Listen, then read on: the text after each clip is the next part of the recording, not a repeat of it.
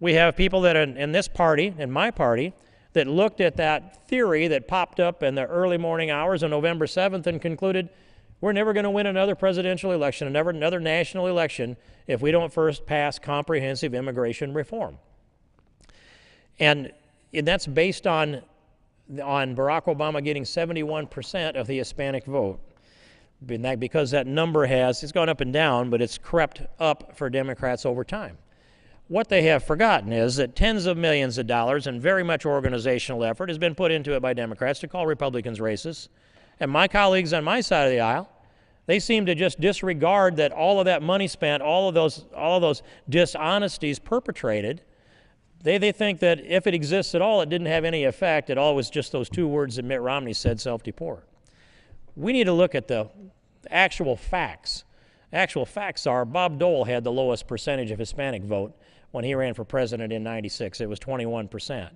And it's also true that Ronald Reagan signing the Amnesty Act in 1986 didn't get George H.W. Bush, Bush 41, a higher percentage of the Hispanic vote. It got him a lower percentage of the Hispanic vote. If they're going to correlate this thing, I'll tell you, here's how you correlate it, Mr. Speaker, and it's this. There were about 800,000 people that originally were to qualify for the amnesty in 1986 that Ronald Reagan signed. That number crept up to about 1 million. That's kind of the settled historical number of about 1 million that were here that fit the qualifications to receive amnesty from the '86 Act that Reagan was honest enough to call the Amnesty Act. And then once he signed that bill, then there was document fraud and people that came across the border. The magnet of amnesty drew more people in, and that number now, the lowest number that I see of those who received amnesty in '86 or from the '86 Amnesty Act is about 2.7 million people. A lot of times you see 3 million as the quote. It'll go up to 3.5. But let's just settle on 3 million people. If 3 million people received amnesty under Ronald Reagan's 1986 Amnesty Act, and then on average, each of them, and this is data that can be chased down, and bigger numbers than I'm about to quote are available out there on certain studies, but on average, a low number for family members brought in because of those that received amnesty is about a factor of 5 or a little bit more. So let's just hold it down on the low end. 3 million received amnesty. They average bringing in 5 people by the family reunification plans that are there. Now that's 15 million people. Some of them have died. Some of them perhaps have gone back to their home country.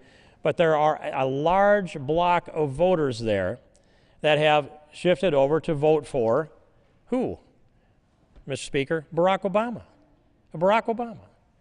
I'll make this statement.